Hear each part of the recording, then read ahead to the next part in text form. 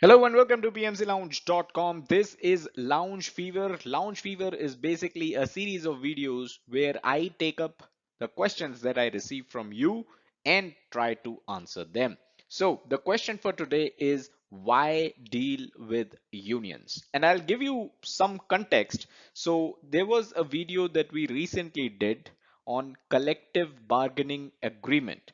And this question came in as a response to that video on our Facebook page, facebook.com/PMC Lounge, if you want to follow us there. So this question was a response to that video on collective bargaining agreement. And the question, of course, is why deal with unions? And I'll give you some more context when we discuss this video further. For now, I'd like to remind you all the videos that we have done on procurement management knowledge area will be available in a playlist, and that playlist is the first link in the description below. Also, all the videos that we have done answering your FAQs like this one in the procurement management knowledge area, that will be the second link in the description below. So two important links, you can check that out. Also, the playlist section of our YouTube channel, that's where the real gold is.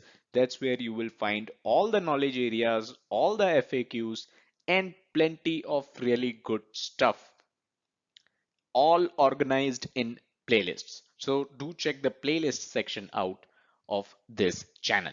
Let's get started and try to deal with this question. So first of all, this is the video that I was talking about, the collective bargaining agreement, and like I said, why deal with unions? This is the question that came in on Facebook as a response to this video, which talks about unions.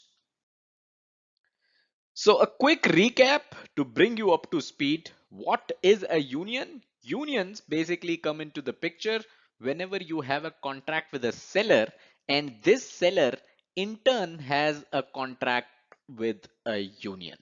So the seller has a union, which is basically a group of team resources, a group of people, they form a union. So the seller in turn has a contract with the union, which means you as a buyer have to deal with union as well. So this contract between the seller and the union is known as collective bargaining agreement. So in the video that I did on collective bargaining agreement, I asked what were the possible challenges that you could face if you were to deal with a union. And I think one of the best responses that we have ever received on this YouTube channel came in as part of this video. It was by AM Al Amin. Shout out to Mr. Amin. And the response, he mentioned that the collective bargaining agreement or the union agreement may impact buyers' project in many ways. Things like their working hours, leave policy may influence the project schedule. Their health and safety, working conditions may increase my procurement cost, right? My here means the project manager, the buyer basically. The representative from union in a meeting might be a condition, thus creating a new communication path. So you have more people to communicate with basically. Union may impose restriction on working for some specific industries, sectors or companies. Very good point actually. Like they will not work for coal industry to save the nature, thus increasing risk. So if your project involves anything to do with coal, this is a possibility, right? Stakeholder register may need to be reassessed. Yes, definitely, because you now have union in place. So this is hands down one of the best comments that I have seen in a long time on our YouTube channel. And I think the question why deal with unions on our Facebook page came in after the person read this comment. So if you have so many challenges, right? Why deal with a union in the first place? Why sign a contract with a seller who has a union? So let's try to answer that question. Why deal with unions? So my simple answer to this would be don't deal with unions. As simple as that, right? Don't deal with unions, period. So let's say you have to contract some work out and you see that you have two potential companies that can be your sellers. One of the companies have a union, the other one doesn't. So you can contract out the work to the company who doesn't have a union. Let's say you have only one potential company that can be your seller and they have a union. There is absolutely no getting around. If you want to contract out the work, it will go to this seller with a union. What you can do is possibly see if you can get things done in-house. You don't have to get a third-party vendor, right? You don't have to deal with the union. So try to see if you can get the work done in-house. But let's say there is absolutely no getting around and you have to deal with a union. There is only one seller. The seller has a union. This work cannot be done in-house. You have to work with the seller with a union. Then obviously you have to deal with a union.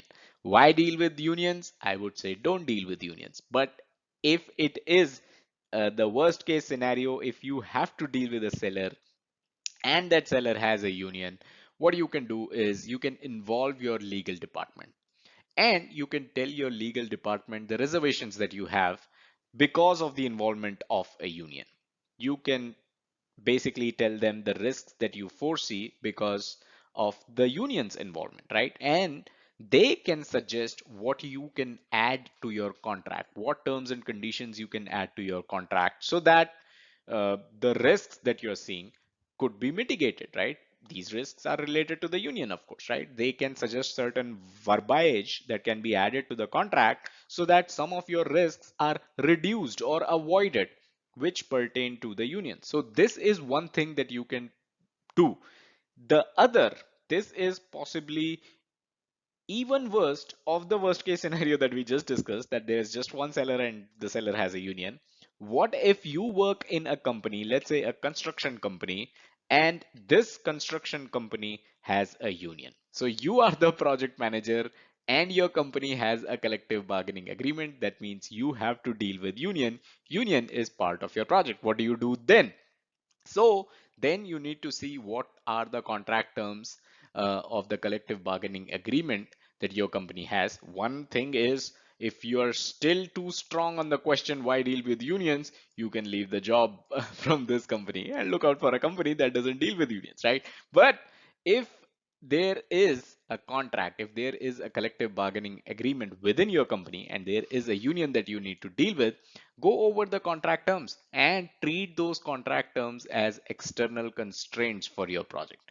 Just like the constraints that the government of the land can impose on your project, you can consider union as external constraint too.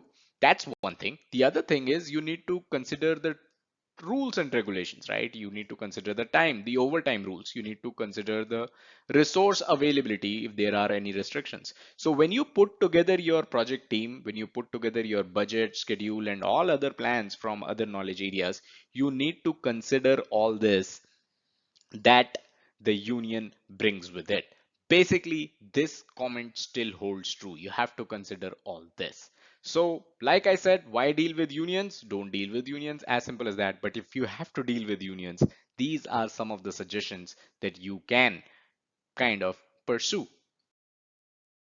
So that's all that we had in this video. Hope you enjoyed it. Hope you got value out of it. Smash that like button if you did. It helps us stay motivated and create more free content for you. Subscribe to the channel and hit the bell icon to stay notified whenever we upload new content. Also, don't forget to check out the website pmclounge.com, your number one free PMP resource. Thank you.